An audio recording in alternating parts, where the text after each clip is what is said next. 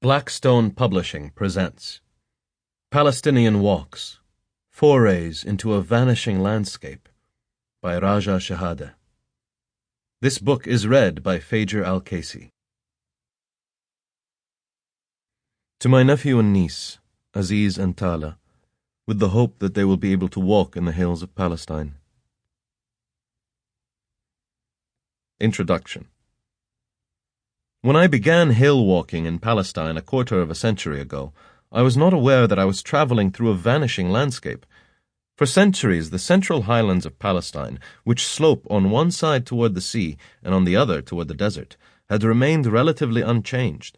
As I grew up in Ramallah, the land from my city to the northern city of Nablus might, with a small stretch of the imagination, have seemed familiar to a contemporary of Christ. Those hills were, I believe, one of the natural treasures of the world. All my life I have lived in houses that overlook the Ramallah hills. I have related to them like my own private backyard, whether for walks, picnics, or flower-picking expeditions. I have watched their changing colors during the day and over the seasons, as well as during an unending sequence of wars. I have always loved hill walking, whether in Palestine, the Swiss Alps, or the Highlands and outlying islands of Scotland, where it was a particular joy to ramble without fear of harassment and the distracting awareness of imminent political and physical disasters.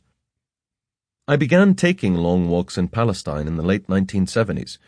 This was before many of the irreversible changes that blighted the land began to take place.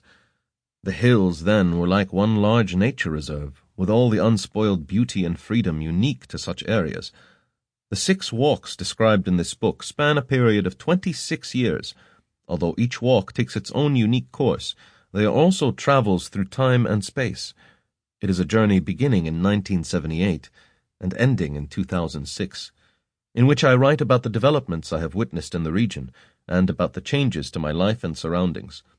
I describe walking in the hills around Ramallah, in the wadis in the Jerusalem wilderness, and through the exquisite ravines by the Dead Sea. Palestine has been one of the countries most visited by pilgrims and travelers over the ages. The accounts I have read do not describe a land familiar to me, but rather a land of these travelers' imaginations.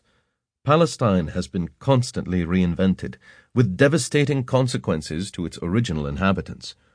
Whether it was the cartographers preparing maps or travelers describing the landscape in the extensive travel literature, what mattered was not the land and its inhabitants as they actually were, but the confirmation of the viewers' or readers' religious or political beliefs.